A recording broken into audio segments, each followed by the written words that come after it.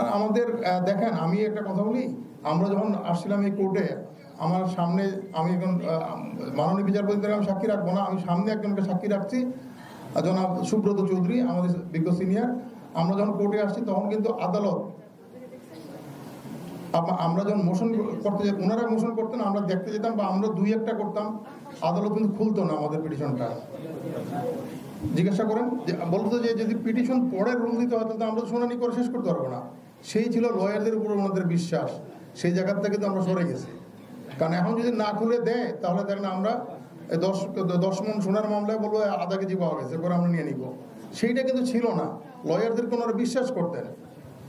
এবং কখনো যদি কোনো লয়ার কোনোভাবে মিসলিড করে নিছেন, ওনারা যখন স্টে ভ্যাকেটিং দরখাস্ত নিয়ে যেতেন, ওনারা খুবই মর্মাহত হতেন যে আপনাদেরকে আমরা কারো বিশ্বাস করতে পারবো না, এই কথাটা ওনারা বলতেন, যার ফলে লয়াররা খুবই সাবধান থাকতেন।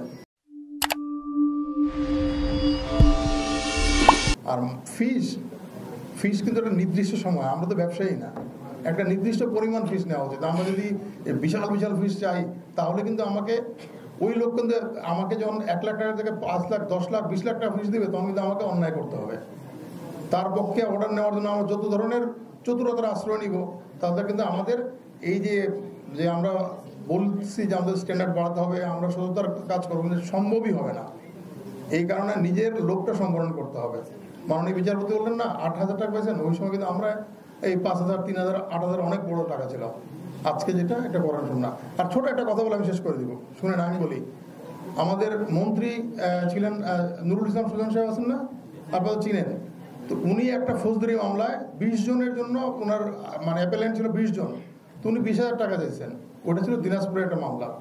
তো ওনার বড় ভাই ছিল, আপনারা দেখেন নাই, আমরা যারা ছিলাম আমরা অনেকে চিনি, আমাদের এনায়তুর রহিম সাহেবও চিনেন।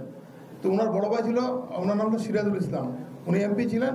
ওনাকে সবাই টাকা পাগলা সিরাজ বলে, বঙ্গবন্ধু ওনাকে পাগলা সিরাজ বলতো, সবাই ওই নামে চিনতেন ওনাকে।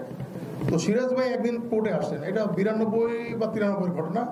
তো সুজন সাহেব বসেন ওই 304 নম্বর রুমে, আমরা মাহবুব আলম সাহেবের রুম ছিল উল্টা দিকে, আমি এখানে বসতাম, আর মাহবুব আলী সাহেব বসতেন পশ্চিম দিকে। তো সিরাজ সাহেব আসে ডাকলেন, তাই আমি এদিকে, তো আমি আসছি। তো মাহবুব আলী ডাক, আমি মাহবুব আলী আসছে। তারপরে সগির আপনারা ডাক, আমরা সবাই বসছি, তোরা সব বস, আজকে বিচার হবে একটা। কি বিচার? তো আমার ভাই নুরুল, উনি নুরুল সুজন বলতেন না, নুরুল ও তো ডাকাত হয়ে গেছে। তো আমরা বললাম স্যার কি করছে? কত ডাকাত কি করে, ওরা আসুক, ওরা আমরা দেখি, ও রাস্তায় দাঁড়াক। সে মানুষের কাছে 20,000 টাকা ফিস চেয়েছে। একটা মামলায় 20 জন আসামি আপিল ফাইল করবে, ফার্স্ট টু লাস্ট সে 20,000 টাকা ফিস চেয়েছে। এই জন্য উনি বড় ভাই, উনি লয়ার, উনি দৌড়ে আসছেন যে গরিব মানুষ কি মামলা করবে না?